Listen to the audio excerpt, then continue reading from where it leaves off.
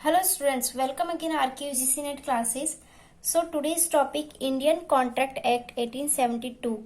So this video Hindi and English medium, and I will provide all material one by one, all topics for paper first and paper 2 commerce subject. And ये जो आपका Indian contract act है ये आपका unit 9 में है, जो अभी अभी न्यू ऐड हुआ है। इस लॉ को क्या कर दिया गया है, ऐड कर दिया गया है आपके सब्जेक्ट में। सो देख लेते हैं। First of all act formations. So जो पॉलिटी की स्टूडेंट्स होते हैं तो उनको पता होता है अच्छे से कि एक्ट का फॉर्मेशन कैसे होता है। तो मैं बता देती हूँ यहाँ पे क्या होता है कि फर्स्ट ऑफ ऑल यहाँ पे बिल लाया जाता है। जिस एक्ट को लाना होता है तो उसके अंदर रूल्स एंड नियम लिखे हुए होते हैं, तो उसी को क्या कहते हैं, यहाँ पे बिल कहते हैं। बिल यहाँ से जाता है लोकसभा में, लोकसभा के पास में जाता है, और यहाँ से फिर क्या होता है, यहाँ से पास होता है। लोकसभा से जब पास हो जाता है ये किसके पास जाता है, ये जाता है राज्यसभा के पास। तो यहाँ पे जाता है राज्यसभा के पास में। तो फर्स्ट ऑफ ऑल अगर लोकसभा ने इसको पास कर दिया, सो नेक्स्ट राज्यसभा के पास में जाता है, तब ये राज्यसभा से पारित हो जाता है, मतलब यहाँ से पास हो जाता है, तो फिर जाता है आपके प्रेसिडेंट के पास। लास्ट फाइनल यहाँ पे क्या करते हैं, ये अथॉरिटी देते हैं। एंड जो आपका बिल है वो फाइनली किस में कन्वर्ट हो जाता है, एक्ट में। मतलब अगर आपको एक्ट बनाना है तो उसको उससे पहले क्या करना पड़ेगा, आपको बिल पारित करना पड़ेगा। बिल जाएगा यहाँ से लोकसभा में, और लोकसभा के पास में पास होके फिर कहाँ जाएगा, राज्यसभा में। राज्यसभा से यहाँ से जाएगा राष्ट्रपति के पास। देन नेक्स्ट यहाँ पे बिल एक्ट में कन्वर्ट हो जाएगा। एंड इसका पता कैसे चलेगा अब कि बिल एक्ट के रूप में पारित होके ऑफिशियल गैजेट से आपकी एक मैगजीन होती है, तो उसके अंदर क्या होता है कि उसके अंदर ऑल डिटेल्स मतलब यहाँ पे दे दी जाती है। और फिर यहाँ पे लास्ट में क्या कर दिया जाता है, इसको नोटिफाई कर दिया जाता है कि हाँ ये एक्ट है आपका, ये जो बिल है ये पारित हो गया है एक्ट के अंदर। तो इस तरीके से आपका एक बिल है जो एक्ट में कन्वर्ट हो जाता है। बिल एक्ट के रूप में क्या हो गया, यहाँ पे पारित हो गया। बट यहाँ पे समझेंगे, यहाँ पे जो कॉन्ट्रैक्ट के अंदर क्या आता है आपका, एक तो आता है प्रॉमिस, एंड यहाँ पे सेकेंड नंबर पे समझेंगे एग्रीमेंट। एग्रीमेंट भी यहाँ पे क्या है, कॉन्ट्रैक्ट का एक पार्ट है। एंड थर्ड नंबर पे है कॉन्ट्रैक्ट। तो इन तीनों में क्या डिफरेंस है, मतलब यहाँ पे देखेंगे इनका डिफरेंस। सो यहाँ पे क्या डिफरेंस है, कब आपका प्रॉमिस एक जो प्रॉमिस कहा जाएगा, और कब आपका एग्रीमेंट और कब आपका कॉन्ट्रैक्ट कहा जाएगा। सो यहाँ देख लेते हैं प्रॉमिस, एग्रीमेंट एंड कॉन्ट्रैक्ट। तो what is the difference between promise, agreement and contract. First of all promise को समझने की कोशिश करते हैं यहाँ पे। तो यहाँ पे राम है, तो राम ने क्या क्या किया, प्रॉमिस किया। किस बात के लिए, शाम को, कि यहाँ पे क्या करेगा, राम क्या करेगा, शाम को 5000 रुपीज पे करेगा। तो ये क्या हुआ आपका, एक नॉर्मली प्रॉमिस हुआ। तो इसको अगर ओरल, इसको क्या है, इसको ओरल भी कह सकते हैं कि ओरल भी हो सकता है एंड रिटर्न भी हो सकता है। So that is a promise. ये एक आपका क्या है, नॉर्मली प्रॉमिस है जो राम ने किया है शाम के साथ। नेक्स्ट यहाँ पे है एग्रीमेंट। तो एग्रीमेंट को समझ लेते हैं।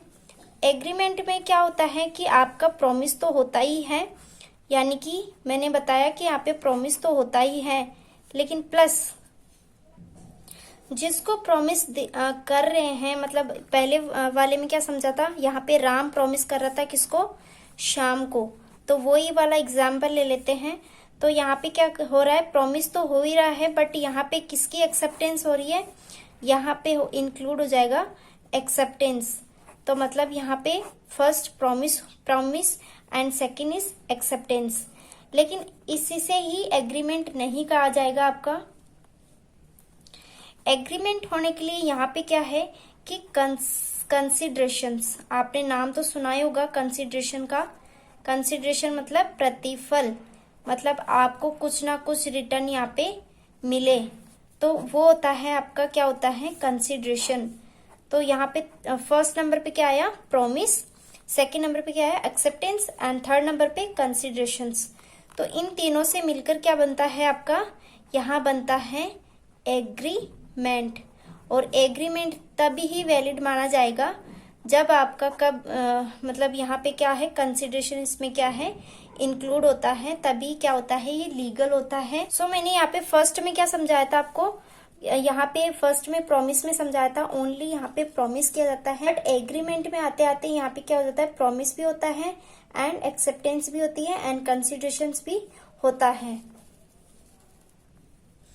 अब देखो यहाँ पे कॉन्ट्रैक्ट को समझते हैं।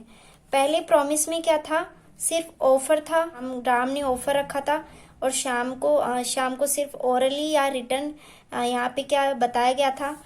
लेकिन यहाँ पे क्या था, ऑफर भी था एंड एक्सेप्टेंस भी थी, किसकी, शाम की। एंड यहाँ पे नेक्स्ट क्या था, कंसिडरेशन भी यहाँ पे इंक्लूड था। एंड तो यहाँ पे क्या बना था, ये एग्रीमेंट। एंड यहाँ पे देख लेते हैं फर्स्ट ऑफर भी यहाँ पे है। एंड यहाँ पे जब एक्सेप्टेंस दे दी जाती है, नेक्स्ट आपकी इसमें कंसिडरेशंस भी इंक्लूड होता है, एंड लास्ट में होता है प्रूफ।